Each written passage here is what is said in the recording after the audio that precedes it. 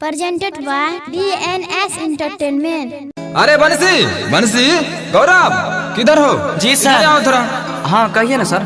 देखो पूरे देश में कोरोना का कहर बढ़ता जा रहा है। हम कुछ दिन के लिए फैक्ट्री बंद कर रहे हैं। क्या? तुम लोग ऐसा करो कि अपने अपने गांव चले जाओ। जैसे ही लॉकडाउन खुलेगा वैसे ही तुम लोगों को वापस बुला लेंगे। अरे सर ऐसा मत कीजिए सर, हमारा परिवार भूखले मर जाएगा। हे भैया समझाओ न तो कनी। देखिए सर, हम आपको हाथ जोड़ के कहते हैं, पिछले बार भी आए थे आप सब भगा दिए। सर कहाँ से हम सब क्या करेंगे सर, काम कर रहे हैं तो थोड़ा करने दीजिए कुछ दिन और सर, नहीं तो मर जाएंगे, हमारे पूरा परिवार सब भूखा मर जाएगा सर। मेरे बात सुनिए सर, समझिए मेरे बात। अरे बात समझो यार, समझ क्यों नहीं रहे हो?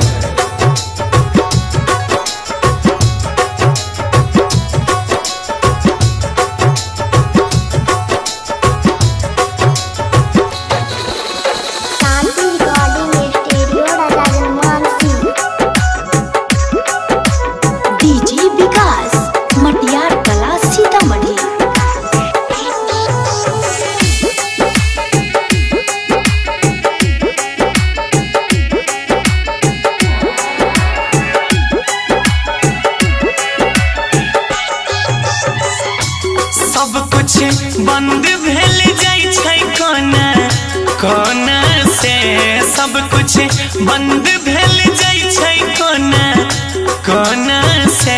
लागई भूखले मर जइबै अब कोरोना से, लागई भूखले मर जइबै अब कोरोना से। के करो मतलब नहीं रहलै हो,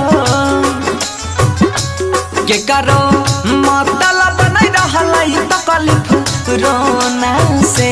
लागे जान चल जैतै ई कोरोना से, लागे भूखल मर जइबै ई कोरोना से।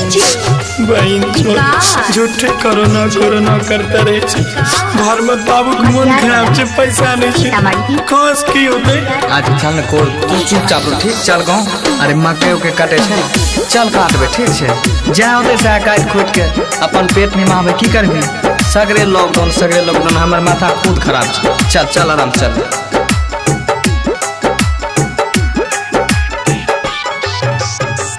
ढेर दिन के बाद करे आइली रही काम हो, कुछो नहीं कमलिए उलटे घूम के जाई छी गाम हो। अरे अरे भाई, इतना धूप में आप लोग कहाँ जा रहे हैं? कहाँ से आ रहे हैं? हाँ ढेर दिन के बाद करे आइल रही है काम हो, कुछो नहीं कमलिए घूर के जाई छिए गाम हो। जान बचबे न पैबै चांदी, जान बचबे न पैबै चांदी सोना से। लागई जान चल जैतै ई कोरोना से, लागई भूखले मर जइबै अब कोरोना से। जहाँ देखो तो जावी लगाइए, घर में रहिए, गरीब के गुजारा केना होते ककरो ध्यान से। अरे पागल छोड़ न, तू काफी टेंशन ली, चल चल। अरे सब भगवान के ऊपर छोड़ दे। विकास मटियार कला सीतामढ़ी, मटियार कला सीतामढ़ी।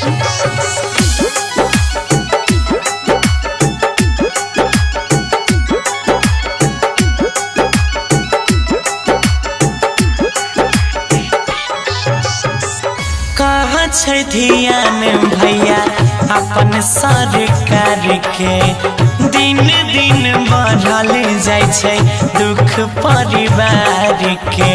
अरे हाल खराब भए गेलो, चल चल चुप चल आराम चल। कहाँ छै ध्यान भैया अपन सरकार के, दिन दिन बिगड़ल जाइ छै हालत परिवार के।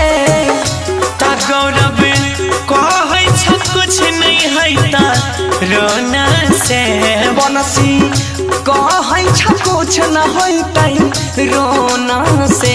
सोनू जान चल जैतै अब कोरोना से, लागे सब जइबै अब कोरोना से। शांति रिकॉर्डिंग स्टूडियो राजा जनमानसी।